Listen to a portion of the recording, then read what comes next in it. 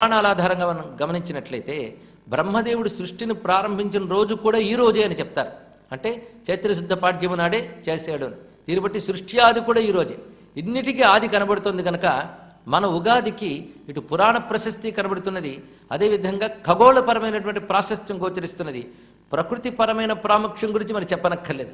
ఇన్ని రకాలు కలిగినటువంటి ఒక ప్రత్యేక దివసాన్ని సంవత్సర ఆరంభ దినంగా పొందినటువంటి వారు తెలుగువారు చాలా గొప్పవారని చెప్పుకోవాలి. ఎందుకంటే ఇంత చక్కటి గణన, ఇంత ఔచితీమంతమైన పరిశీలన మన ఋషులు యుగాల క్రితమే చేసి యుగాదిని ఉగాదిగా మనకు అందించారు.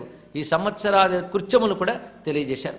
అందుకే ఈ రోజున ఆరంభ దివసంలోనే సంవత్సర శక్తి అంతా ప్రౌధి చేయబడి ఉంటుంది. ఇది ఎలాంటిదంటే వృక్షం యొక్క శక్తి అంతా దాని తొలిదేశీ అయిన విత్తనంలో ఉన్నట్లుగా సంవత్సర శక్తి అంతా దాని ఆరంభ దివసంలో ఉంటుంది కనుక ఈ ఆరంభ దివసంలో మనం చేసే సంకల్పాలకు బలం ఎక్కువ అవుతుంది.